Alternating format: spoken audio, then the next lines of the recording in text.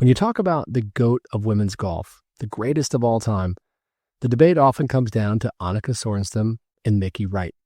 In 1963, Mickey won 13 tournaments.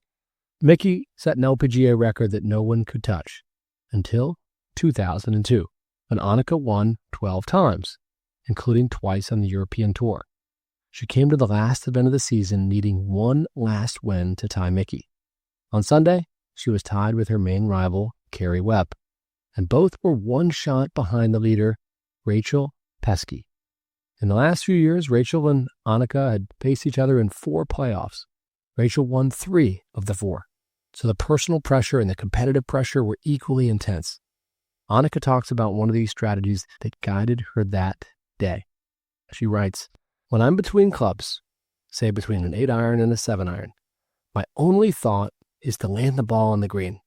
If the pin is up front or there's trouble short of the green, I'll take the longer club and fly past the pin. If the flagstick is on the back and there's a hazard beyond, I'll take the shorter club and leave the ball short." For Annika, that simple strategy took ambiguity out of the shot. In her mind, there's no such thing as an 8.5 or a 7.5 iron.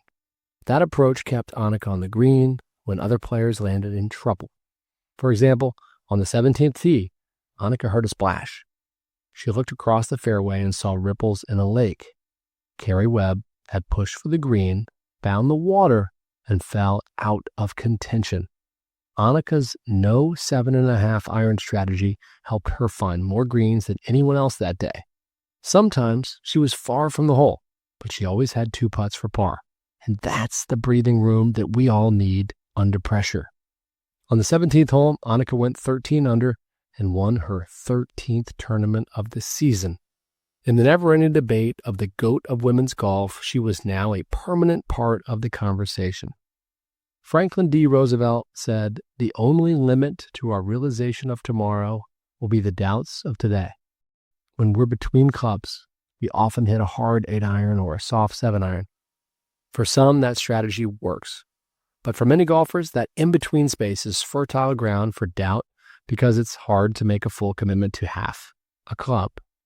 Annika won her 13th tournament using the same smart, simple strategies you, me, all of our friends can use every weekend.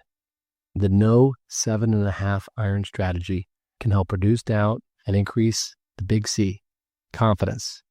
Annika writes, "Golf is not just a game of great shots. It's a game of bad shots. Be smart enough to keep your bad shots from being terrible." That's all for now. Until next time, keep imagining what's possible.